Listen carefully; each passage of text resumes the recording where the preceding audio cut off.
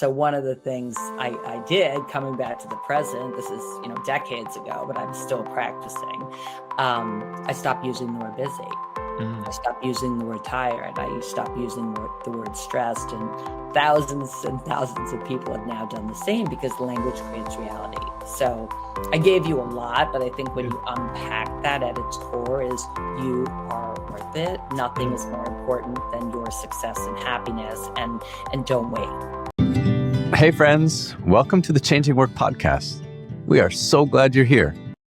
My name is Nick.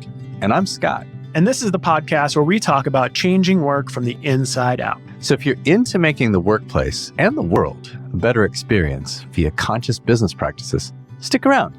This is for you. Hey, Lisa, good morning. Good morning. Good morning. I was having some technical difficulties with my audio, but I can hear you just fine now. Lisa, I'm gonna introduce you here. I'm gonna read a little bit of a bio for you, and then as I've been asking everybody that we've been bringing on, if there's a little couple pieces that are missing there, if there's anything that isn't captured in your bio that you'd like to share with people, I'm gonna jump in and ask you that right afterwards. But Lisa McCarthy is the co-founder and CEO of the Fast Forward Group, a leadership and development and coaching company that inspires executives to achieve ambitious goals in their business, career, and life. Fast Forward has worked with over 100,000 people in leading global companies, sharing their proven system for power principles that accelerates growth, uplevels talent, and fuels culture. They are also a go-to resource for women's leadership. Before taking her bold leap to be an entrepreneur, Lisa spent 20 years in senior leadership at Fortune 500 companies. She's a frequent keynote speaker at a company and industry conferences on topics including leadership, team building, and women's empowerment. Lisa is also the co-author of the Fast Forward 5 Power Principles to Create the Life You Want in Just 1 Year. And I'm super excited to talk to you. Lisa, welcome. Thank you so much, Nicholas. Great to be here. Ready to empower people in their lives and careers. I love it. So Lisa, we just did your bio. What are a couple things that people might not know about you that might not be included in your bio? What's unique about what we do is we take a whole life approach. So, today's talent, today's people are, it's a new age where people are looking to fit their work into their life while they're navigating massive change. And so we really take that into account, and all of our power principles are applicable to, people professionally and personally. And having experienced the pressure, the pace, the change, the uncertainty for 20 years, not to mention the daily commute that I used to do, I really saw the toll that it took and how people were deprioritizing important commitments. Yeah, I know. That's my dad. Yeah, it makes a lot of sense. So, I'm curious. Let's just jump right in. So this book, Fast Forward 5 Principles to Create the Life You Want in Just 1 Year. That's a bold statement. I'm curious, how do we do that? Well, our observation and our assertion is that human beings are very focused on what's urgent.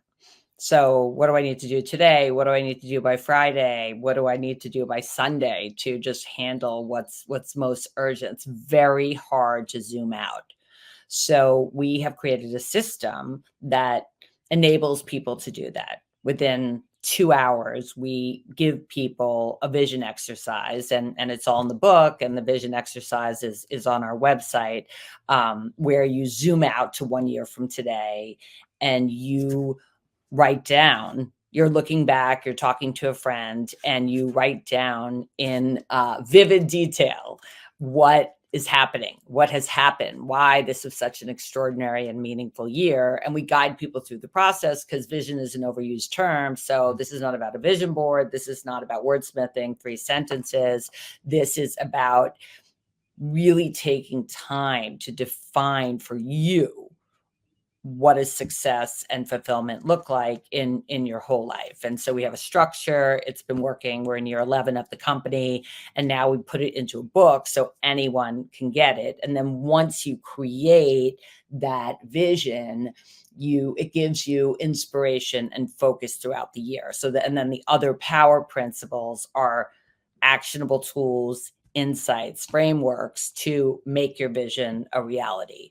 And when people practice, they achieve goals. Not everything they wrote down, but they get to the end of 1 year and they reflect and imagine feeling so proud that you led and you worked and you lived with intention. Mm, I love this so much. There's so much here. So I think the key word I'm taking away from this is this intentional component, like putting intention out into the world, determining, all right, here's where I'm going. Here's my North Star. My guess is, and I'm kind of curious your thoughts on this, when you put intention out there and when you declare where it is that you're going, your orientation and the things you start paying attention to orient towards that future goal. Is that basically is what happening here? Is like we're kind of pulling ourselves forward towards our intention? Exactly right. Well, people's actions, what we do and what we don't do, are always correlated to the future we see as possible. So if I believe that something is possible, whether that's a business outcome, what I made happen in my career, confidently communicating with any audience, being an extraordinary relationship, um, then if I believe that, coming back to the next week, 30 days, what am I going to do?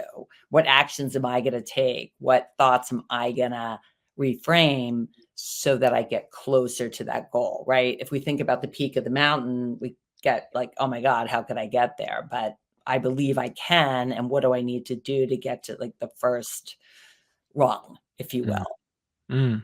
Yeah, and I guess the thing that comes up for me is, I think you even mentioned it. It's like we're busy, we're paying attention to things that are like of highest priority or that are urgent, and the thought that might come up for some people is like, I don't have time to envision. I don't have time to like throw like my intentions forward. I really just need to deal with what's happening right here in the moment. Like, what would you say to somebody that might be coming to this with that impression?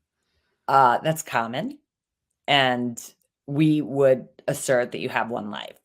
Mm, And there's so many things that you can't control, but there's so many things that you can.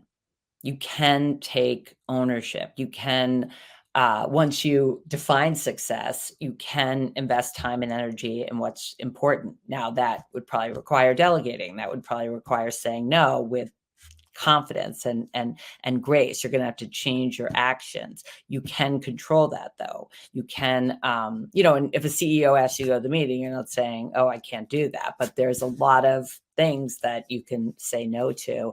And then you can control your thoughts. You can control how you communicate. And this reflection exercise will take 2 to 3 hours. So you're worth it. mm, You're worth it. And I always tell a story, and this is in the book and in our program, that I spent most of my early career saying that I was really busy. And for some of those unfortunate people, I actually listed out what I was so busy with, and it's embarrassing to say, but true. And so it was a moment of truth where I took a stand, and I, what I call throwing my hat over the wall, like, so that there's no choice but to follow it. I said, that is no longer okay. mm, I want to show up as a calm and present human being, whether it's leading at work, or how I show up as a mom, as a wife, as a friend, as a sister, and that's going to take intention. But I'm not looking for incremental improvement. So one of the things I did, coming back to the present, this is decades ago, but I'm still practicing. I stopped using the word busy. I mm. stopped using the word tired. I stopped using the word stressed, and thousands of people have now done the same because language creates reality. So I gave you a lot, but I think when Yeah. you unpack that at its core is you are worth it. Nothing Mm. is more important than your success and happiness, and don't wait. Yeah, there is a lot there. I think, wow. So two things, my mind is going in two different directions here, but I think the thing that's like first up for me is like, so if you remove words like busy, like where do you replace that with? Like what is the language that you use to kind of push yourself towards the future if busy is like kind of the cultural norm of our society in some ways?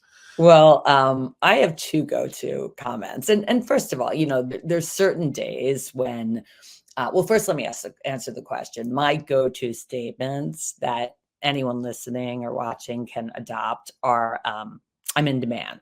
Mm, I'm in demand this week. I'm in demand today. Another one I go to is I'm overly fulfilled, because I have designed this life. I could be living somewhere else. I could be doing other things, but this is what I'm choosing. So, and we're not suggesting that you suppress your feelings. Like there's certain days when I'm having a big power outage or not in the mood, or annoyed by 6 people. But I'm sure people can relate. But in the end, like this is the life I'm choosing. So I have to keep coaching myself to language creates reality. Again, what you say to yourself and what you say out loud gives you your world.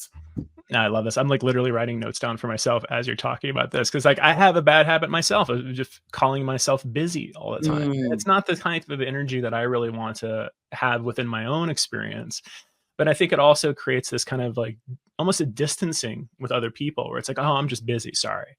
And I love the way that you frame this, like I'm in demand or I'm prioritizing other things. I think this is yeah. such a much more open way of kind of communicating about it to yourself, but also to other people in a Mm. way that really I hope would align with my true intentions behind what I'm doing. It's like you matter to me, this matters to me, but I have to prioritize other things right now. It's a different vibe to it. Yeah, and also, what that allowed for is, if you're looking to change your behavior or how you show up for people, it's really hard to change. Mm, Why human beings change is because there's a huge benefit or a benefit that's worth it or a cost to not changing. So once I said, I'm committed to being calm and present, I then said to myself, well, why is that important? What mhm, difference will that make? mhm, I'm now accessible. People feel seen and heard. Um, and I have meaningful relationships at work and at home, productive mhm, relationships at work, meaningful relationships outside of work, or both. And also, what it enabled was to feel differently. I always felt, you know, stressed, and I slept 4 hours a night. So that orientation really gave me a new life, mhm. and it wasn't overnight, but practice, practice, practice. The way I'm showing up today, the way I'm speaking is radically different from how I showed up in my 30s, even though I know I look in my 30s. I'm really not. So I'm so Lisa, I'm curious, this sounds like a pretty big shift, in your experience from what you were describing after, or sorry, before to what you're describing now, and like the practice that you've been putting into it. Was there a catalyst moment? Was there something that happened or a series of things that happened that really kind of woke you up to the need for this change? Yeah, I had this fortunate opportunity to sign up for a leadership seminar in my 30s because I just had my second baby. I have 3 children, and I was not driven. I was not motivated, and working was not a choice. And I also love to work. So I signed up for this leadership seminar, and the pre-work was to write your eulogy. Mhm, And part of that was interviewing people in your life and people at work, and what am I known for, what will they say in the end. And there were some strengths mentioned in terms of inspired leader, change agent, loyal friend, loving human being, but the resonant feedback was that I was known for being busy. mhm, So that was one of the pivotal moments. I had a crossroads. I can give all the reasons why that was the case, or choose to show up differently. And also, part of our book and our first power principles is declarable vision and share it. So a lot of times we keep intentions to ourselves. We keep our ambitions and our dreams to ourselves because we don't want to fail, or we don't want to have people hold us accountable. And so there's a lot of power. So that was the seminal moment for mhm. me. And then telling other people, my husband, my direct reports, my friends, I finally got started getting invitations to things again because people were like, okay, Lisa's too busy. So yeah, that was a really fortunate and unplanned gift, if you Mm. will. Yeah, and the telling it to it of other wow, the telling of it to other people. What did that do for you? Like, how did that kind of shift like your relationship to what you were declaring for yourself? One, I believed it was possible. Like it became more real. When you declare an intention and you share it to other people, you can see like, wow, it would be so amazing to have that be true or to have accomplished that outcome. And so one, you get inspired, and two, then you have people around you to support you. Like you got this, you can do this, and then also holding you accountable, which human beings don't want that. When I have clients and friends that declare a vision, set an intention, I'll always say, well, do you want me to hold you accountable? Like I'm here. If you want to be, you got to choose. You got to choose, because I'm not stalking you to say like what's happening with that commitment. Yeah, it's powerful. So, you mentioned earlier in the beginning of the interview, you were talking about your company, the Fast Forward Group, and how you take a whole life approach to leadership development. Tell us a little bit about that. What does that actually mean to you? Yes. Well, going back to people, there's certain the new generation, the younger talent in the workforce, and there is a talent war right now, really want to fit their work into their life. I think, people like us or like me that are in their 50s and have been at this for a long time, we're now even seeing that that is possible. And when you're living your best life, you are doing your best work.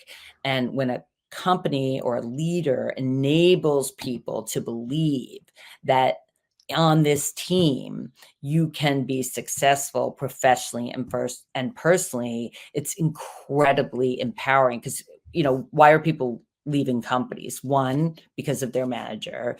Two, they feel that the company doesn't care about their growth, about their career development.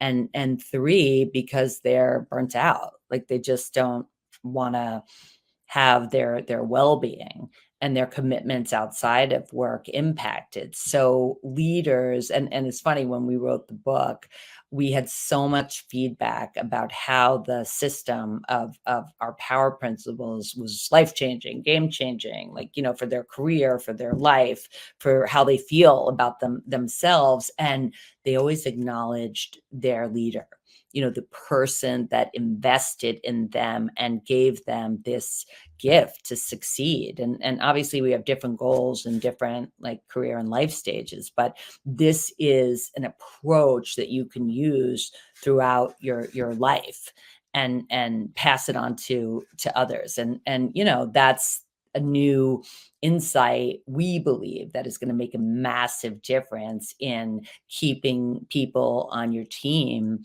engaged and loyal, and showing that you care in the face of the pressure, the change, the uncertainty, the ambiguity. It's not going to change. It's not going to change. But if you can help people navigate that change and also empower them to take ownership, if I give headspace to my employees or whatever it may be, they're going to do it or they're not. But how do you give people common language that enables them to bring the same intention and discipline they do to their work and what they need to get done by Friday, to their career, to their finances, to their well-being, to their relationships that matter? And that's not how we would typically operate. Mhm. Yeah, yeah. And it's interesting. So part of what I'm hearing and what you're sharing too is like I think a lot of people and a lot of my clients, when I encounter them, they try to see themselves as this person that can be one version of themselves at work and one version of themselves outside of work. But maybe in the coaching circles you hear this is like the way you do one thing is the way you do everything. Yeah. And this is a little bit of what I'm hearing in what you're sharing, is that if you can set intentions and you can be intentional about like the direction that you're moving in one area of your life, you're going to see those types of ripple effects across the board in other areas of your life. Is this the type of thing that you see with clients as you kind of walk through, like maybe they come in and work with you on one domain, but like all these other areas of their life start to kind of follow along once Yeah, they start putting that? it's a whole new frame. It's a whole new frame. I don't need to deprioritize my mental and physical health. I don't need to deprioritize relationships that are important. And it's a practice, just like yoga. just like, anything that if I want to improve, how I play the guitar, or like how I run, or speaking a language, you have to practice every day. And then some days are really not good, right? Like, I'm not calm and present every day. I'm not an inspired and empowering leader every day. But if I have a bad day, I have the discipline to reset, and even say that out loud. Like, yesterday was really not who I want to be. And I got nothing done. But today is a new day. Like, how do you give people the space to be vulnerable? A lot of times in today's workplace, you're just so busy looking good, trying to look good, right? Trying to look like, oh, I've got it all together. And last I checked, nobody has it all together.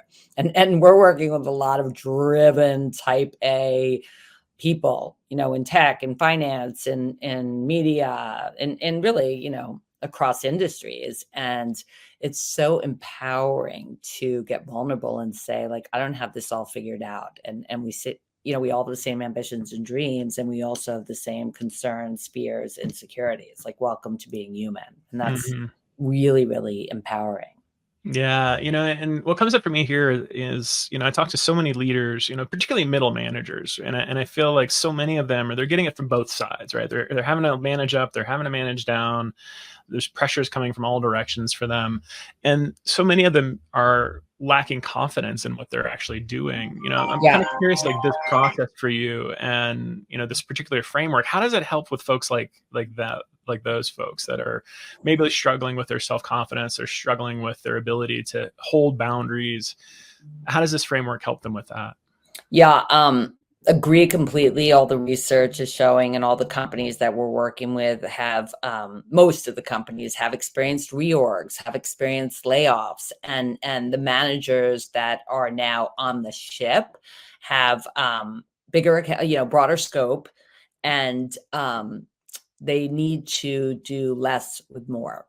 So the first step is for a manager. This framework gives people an opportunity to not only write a bold vision for themselves, because it does begin with the individual, but imagine the power of then sharing it with their team. A lot of times early in my career, someone said to me, people really want to do what their manager wants them to do, if only they knew what that was. So that sharing of what does success look like a year from today then helps people prioritize, helps people, empowers people to say no, and gives people a common language to show up, as you said earlier, as their authentic selves, share when they're having what we call a power outage, and really galvanize each other to be focused on the most important priorities. And then, we give people a space, and the book encourages, especially middle managers, to ask for help, to, be comfortable and have the courage to say, I really don't know. Because a lot of managers, some of us had someone in our career that was an excellent leader and coach, really helped us grow and learn, but many of us didn't. So we don't know what good looks like.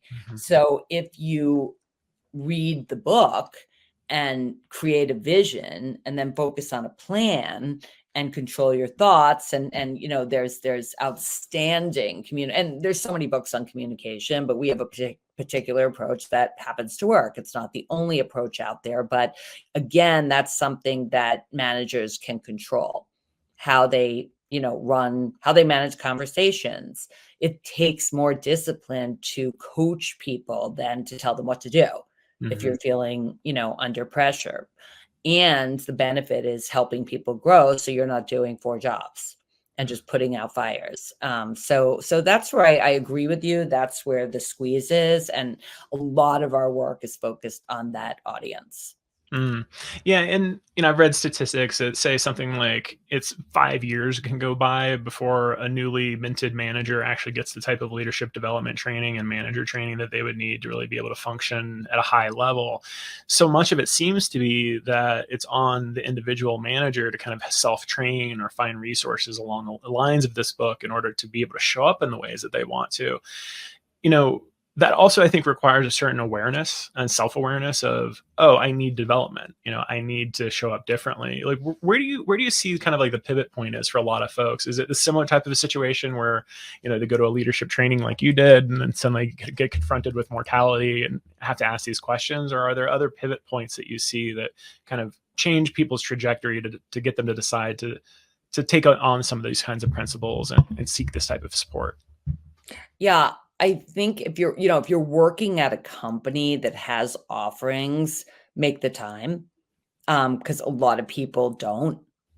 You're just too, I don't wanna use the B word, but I will, and you don't take the opportunity, and then some companies do nothing, so you gotta, get out there and seek mentors or, read books that can give you frameworks to help yourself versus, hoping you're just gonna improve how you lead and how you manage and how you show up Mhm. at work and at home. And then, for leaders, the opportunity is to make your people the priority because ultimately that's who you're counting on to produce the results. So, sometimes we'll be meeting with a leader and they'll say, I can't possibly imagine taking people off the field for a day or a day and a half, or 9 virtual sessions, and that's what it takes.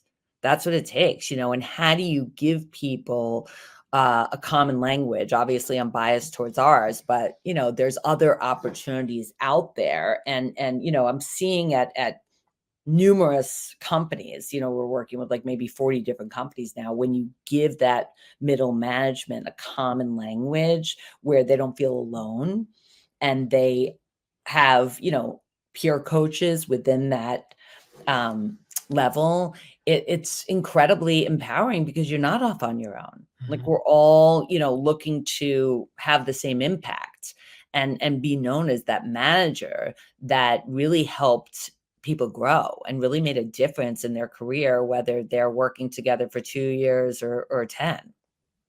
Yeah. You know, the, again, I think one of the things that comes up for me, you mentioned like these specific types of people you typically work with at some of these larger companies and these verticals, like very high pressure, high output type organizations.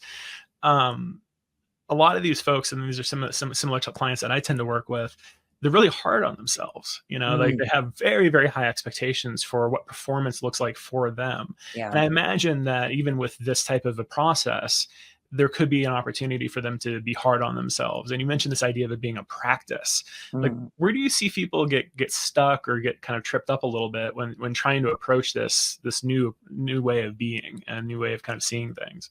Yeah. Human being There's a psychologist that we reference in our book, and his name is Rick Hansen, and he talks about how human beings are Teflon for the positive. Like, we read our uh, feedback at work, and there's pages on our strengths and what people appreciate, and we immediately go to the end and look at, how did people, what's the feedback, how can I improve? So we're Teflon for the positive, and then we're Velcro for the negative, and we get super critical of ourselves, and we have this soundtrack going in our head that's, incredibly negative. I should have said X, I should have done Y, everyone else is smarter than me, I'm not, an inspirational communicator. I can't own the room. I'm not good with conflict. I'm not good with feedback. And, worst case, I'm gonna, get fired and lose my job. And we encourage people to write that down, like really get it down on paper. And then what would require even more courage and confidence is to share it with someone you feel safe with. Like, just get it out loud, because if it's in your head, it's 10x, it's loud. And once what we do is calling it clearing, like just getting it out and not torturing yourself torturing yourself. We always say, like, less suffering, more peace. And when you look at the cost of that narrative, it's very, very high. And again, why do we change our thoughts? Because there's a benefit or a cost, and you can control it. You can control it, whether it's I got this, I'm exactly where I should be in my career, and life. Like, you can reframe, and we also refer to it as above the line and below the line, right? Above the line is a debrief. Let's say you just had a big meeting, or something occurred that you wish had gone another way. How do you take responsibility? What else could I've said? What else could have I done? What can I learn from this? That's valuable. But then when you go above the line, you get super harsh and critical of yourself, and it makes no difference. Mm. Yeah, the practice piece, I think, is the key here for me. And helping people really kind of reframe and understand that it's not a one and done endeavor. They don't read the book and suddenly they're fixed. Not that there's something wrong with them in the first place, but that, they're not necessarily going to grok everything right away. When people are putting these things into practice and maybe they're finding themselves struggling a little bit, or maybe they're finding that they're not getting the results that they want, or maybe that vision that they put out there and that intention that they set originally seems a little further off than they thought it would be. Like, what are some things that you might encourage people to do to kind of reground and recenter themselves and arrive to what's actually happening? So in an ideal world, and we say this in our book, and we always do this in our programs, we say, get a buddy, get a fast forward buddy. Like, write your vision on paper, share it out loud, get a peer coach and an accountability partner. And as you go through the month and the year, you're going to have setbacks. You're going to feel challenges. You're going to feel like this is just too hard. I'm not going to get there. And then you have someone to coach you and often not tell you what to do. It may be someone that doesn't understand your business, that, can't relate to something happening in your personal life. But part of it is just having, your peer and your buddy feel heard, and just really say, like, okay, at the end of that session, like, what are you still committed to? What actions are you going to take by when? And you always feel better. Again, keeping it to yourself, not a good idea. Get it out there, because, we're all here to play.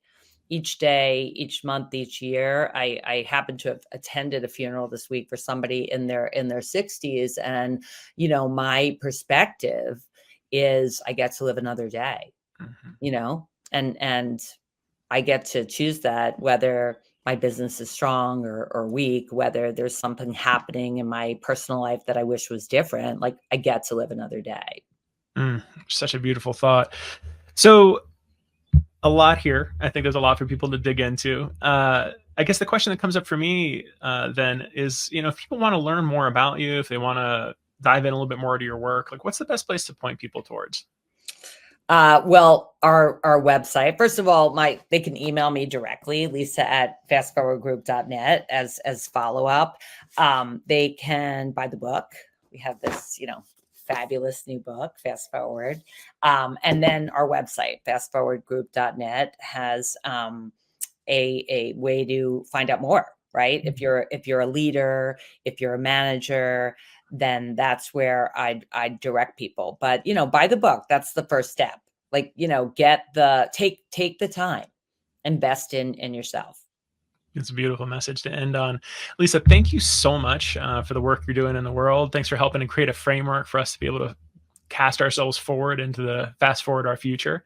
We hope to see you again here sometime. Yeah, it was a pleasure.